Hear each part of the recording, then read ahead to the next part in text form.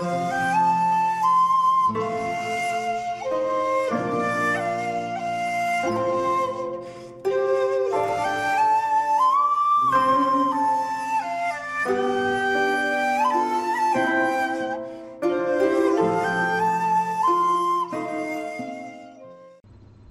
there, this is Solitary Ronin from Solitary Ronin Films, and welcome to another Backlog Cleared video. Today's proud announcement is that I have cleared my backlog of Third Window films Blu-ray. Third Window started in about 2005 and they're Asian cinema experts. I don't have a huge amount of Third Window Blu-rays. I could easily spend another 200 quid on more Third Window Blu-rays, but I have cleared the ones that I do have. You'll see by this selection there may be common names that kind of pop up of directors.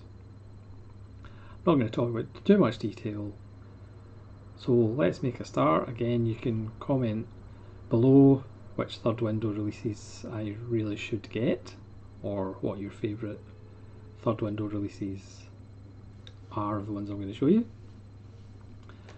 So let's start with Tsukamoto's Ballet. There's quite a few Tsukamoto. He is rocketing up my director charts. I'd seen some of his films, but Nazrin Prod did some videos on his films, and that kind of prompted me to get through the backlog. Bullet Ballet is a wonderful little film where Tsukamoto stars himself, because he's actually one of the better directors who act. A lot of the time it's for budget reasons, because these films don't have huge budgets, so it saves paying an actor. It's about a salaryman who his girlfriend kills herself, and he's left to pick up the pieces, and he becomes fascinated with the gun that she used and why she did it, and he kind of wants to go after the people who sold her the gun, or find the people who sold her the gun, get a gun himself. And he kind of takes on or gets involved with these gangs of young people, as he says himself, because a lot of the Third Window releases have interviews with Tsukamoto. There's a kind of younger generation who have jobs during the day and at night are in gangs, basically just delinquents. It's black and white. Again, the great thing about Tsukamoto is he doesn't make his films 2.5 hours long if they don't need to be. A lot of his films are under an hour and a half, but they don't really need to be any longer, which again I've mentioned so many times in this channel, that is a gift, a filmmaker who actually knows how long their film should be.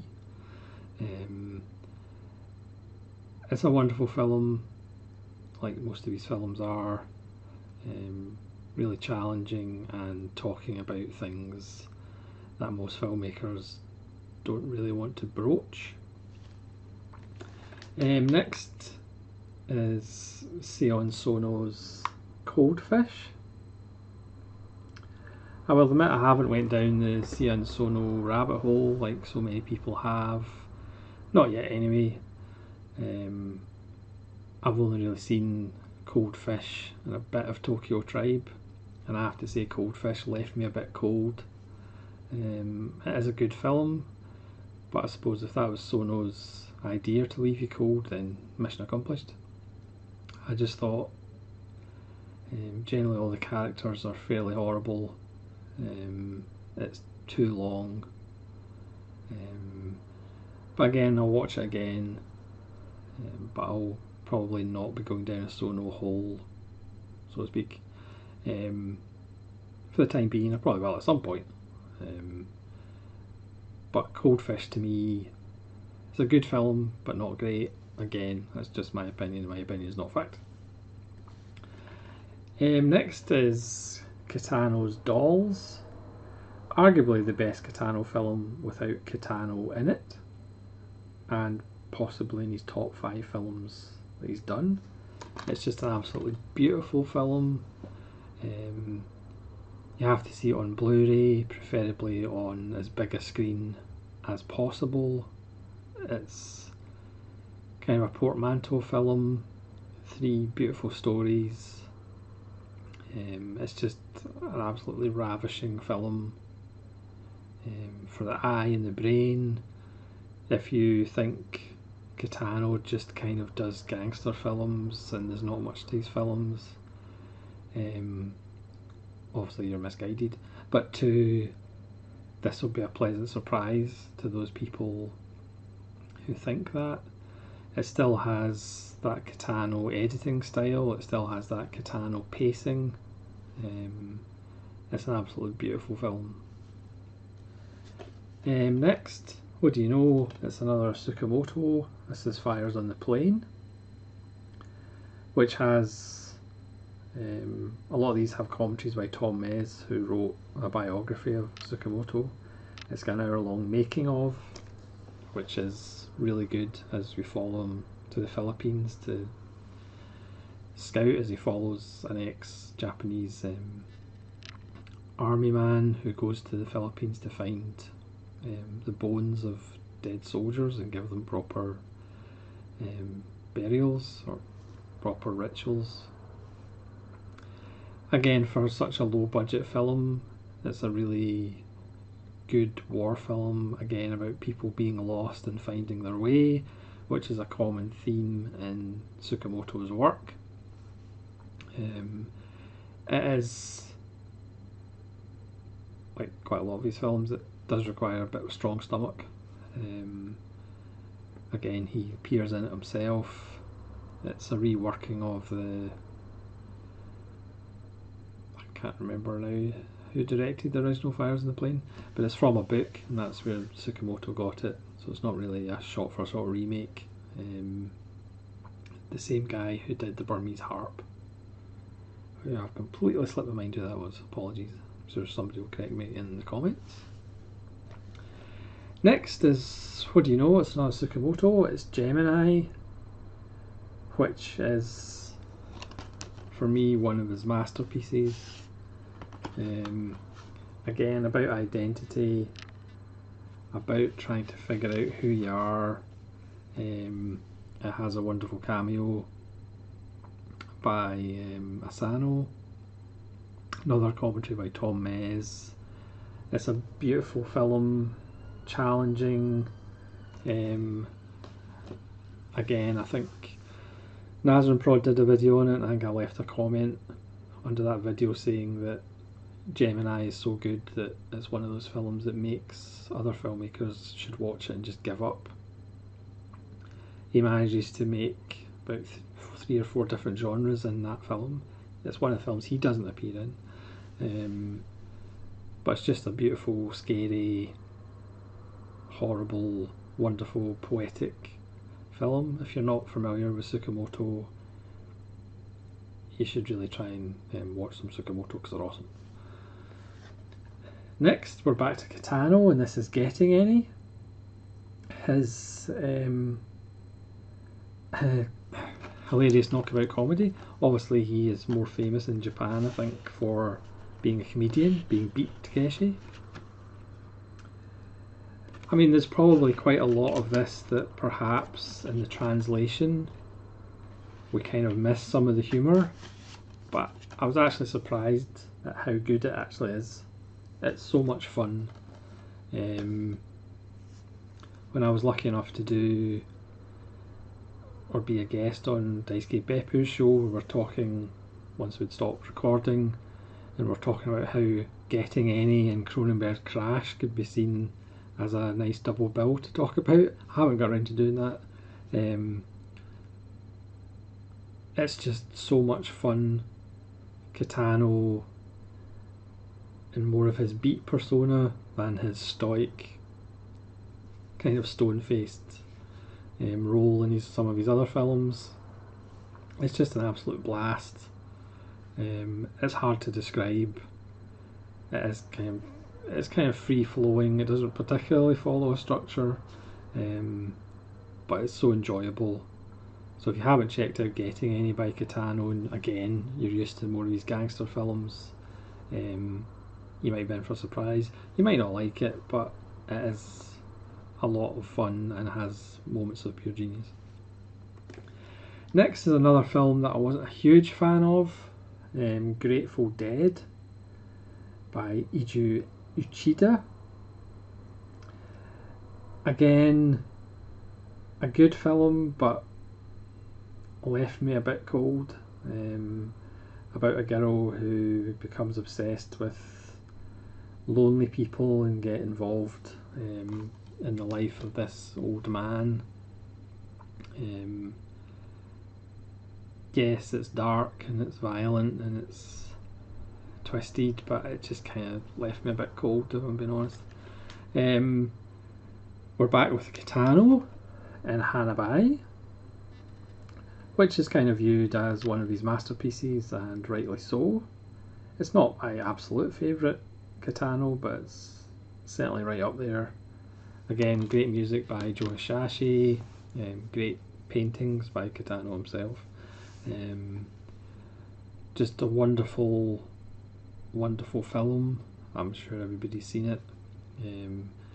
Great support by Susumu Terajima, as usual, who has appeared in lots of Katana films, and he's so underrated. Actually, was watching the late Gamera films, and he's actually in the last one, and I was so amazed that he didn't die in it, because I'm so used to seeing him die in films. Great Terajima stuff, great Katana stuff. Next, what do you know? It's another Katana. This is Kid's Return. Again, an earlier one which Katana doesn't appear in, about two school friends. One becomes a boxer, one gets involved in the Yakuza. Again, another lovely little Katana film, full of that Katana humour and singular editing style. And again, if you haven't checked it out, it's well worth checking out. Next, it's another Katana, Kikujiro, sorry. Again, I'm not as high in this one as lots of people are. It's still very, very good, but I feel it's a little overlong. Again, Katana appears in this one, relationship with a small boy, again, just full of Katana humour, beautifully shot, but not amongst my favourite Katanas, because there's just so many. Next we're back to Tsukamoto with Kotoko, which is a wonderful portrayal of mental illness, starring singer-songwriter Coco, who had mental illness herself. The character's teenage son is actually her brother, I believe. There's other members of her family in it. Tsukamoto's in it as well. Again, it's one of those 5-star films for me that you perhaps aren't going to watch that often, because it is difficult and challenging, the way film should be at times. It's a 5-star film that probably isn't going to be like in my top 150. Other Sakamoto probably will. But it is excellent. Does that have a commentary? It doesn't have a commentary. It's just got an interview with Tsukamoto. But it is a wonderful film. But it is quite dark. Next is Takashi Miike's Lesson of Evil. Again, for me, with The Grateful Dead and Cold Fish, this one did leave me a bit cold. It's pretty much about a school teacher who ends up slaughtering his students in a mass shooting. Again, it's actually, for me anyway, again this is just my opinion, it's not fact, it was just a bit nasty. It's way too long. It's like 130 minutes. It's not one of my favourite Takashi Miike's out of his 485 films that he's directed. Again, it's a good film, but it's not a Miike that I reach for when I'm doing a Miike reach. Next is a film I recently did a random review of, and it's absolutely brilliant, is Melancholic. About a kind of ex-university student who gets a job at a bathhouse, but it's a front for a Yakuza killing ground. This one actually has dual format, DVD and Blu-ray. It's a really good film, and unlike some of the other ones on the list that I've said left me a bit cold, this one had the potential to do that, but the scenes in it that make it, that give it a heart and actually transcend it, that's not the right word, but for me take it to another level of greatness because of that heart. Again, I don't mind films that are cold if they're done in a certain way, but Melancholic is elevated by certain scenes. It's a great little film. Next is Memories of Matsuko, which is directed by Toshida Nakashima, who did Confessions. Again, another one for me that's a little bit too long. It's kind of a mix of musical and Jean-Pierre Junot's Amélie. It doesn't quite land for me. Again, good film, enjoyable, great musical numbers, wonderful central performance. A middle-aged woman's found dead, and her nephew kind of wants to piece back together her life, and through flashbacks we kind of get to see who she was and how she ended up where she ended up. Again, good film. Again, I will be rewatching it, but at first blush, not one of my favourite third window releases, but again, that could change on repeated viewings. Next is One Cut of the Dead. Again, I've done a video, quite a lot of people have done a video on this. I'm a little bit dismayed to see there's a Hollywood version that I think the same director that's coming out. I think I'll give it a miss, which is pretty much going to be a remake with some American actors. I don't really see the point of that, but again, I was surprised by One Cut of the Dead, so maybe that will surprise me as well.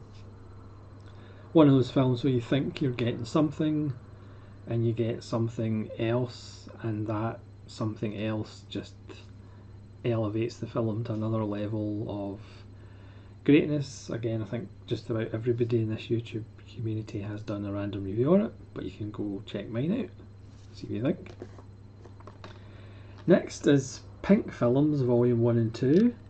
The first one is Inflatable Sex Doll of the Wastelands, which is a pretty impressive title. And the second one is Gushing Prayer. The full title of Gushing Prayer is Gushing Prayer 15-Year-Old Prostitute. I don't know what the age of consent is in Japan, but let's hope it's 15 and above for the purposes of not being prosecuted for Third Window having this film.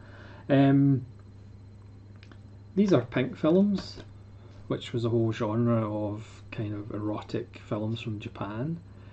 A lot of actors and technicians started in Pink Films and then it went into the mainstream. But certainly the thing with these two films, they're not really erotic in any way, shape or form. Inflatable Sex Doll of the Wastelands, great title, which was 1967. That might be complete nonsense. 1967. Plays like a Senjin Suzuki film. There's a huge Suzuki influence. So it's film noir, jazzy soundtrack, random violence. And it's actually really quite entertaining. Perhaps a little overlong, but a lot of fun. And then the second one, Gushing Prayer, could be a French new wave film. Two male, two female teenagers roll about, talk about the existentialism of sex and being a mother and how you should defeat sex and not enjoy it, and one of the characters becomes a prostitute but she's not going to enjoy it, and there's lots of, you could easily see it as a French new wave with people rolling about saying je t'aime, je voudrais une salle de bain avec douche, and le grand sourire sur la table and stuff like that. Not as good as Inflatable Sex Doll of the Wastelands, because I just like saying that title, but interesting films, and certainly from a historical perspective, very historical. Next, what do you know? It's another Katana. It's Seen at the Sea. His underrated, quiet little film about a deaf guy and his girlfriend and surfing. It's like a meditative, trance-like Katana film. Again, Katana's not in it. Just a beautiful, quiet little film which kind of gets forgotten about in his filmography. What do you know? It's another Tsukamoto. It's The Snake of June. This is shot in kind of blue, monochrome. Again, it has an appearance by Tsukamoto himself. It's about a woman who's a little bit repressed, is married to this bald, overweight guy, and she gets phone calls from Tsukamoto's character, talking about her sexual fantasies and what she really wants to do. Again, it's disturbing, it's challenging, it's Tsukamoto, but it's also quite wonderful. Next is Tsukamoto's Tetsu 1 and Tetsu 2 Body Hammer. Still haven't seen number 3, Bullet Man. I prefer the original one,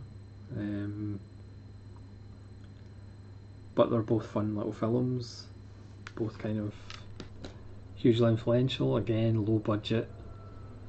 Tsukamoto appears in them himself. Next is the early years box set of Toshiaki Toyoda, which features Porno Star, which again is a bit of a misnomer. Its other title is Tokyo Rampage, and that kind of makes more sense, as a character who wants to kill Yakuza because there's no point to them, as he keeps telling them. The main actor's face is just one of those faces that if you saw it coming towards you, you'd probably run in the opposite direction. It's kind of bleak but also kind of wonderful. This also has Unchained, which is a okay documentary about a Japanese boxer who never won a match. And then Nine Souls, which is a wonderful little film about 9 prisoners escape from prison, strangely enough.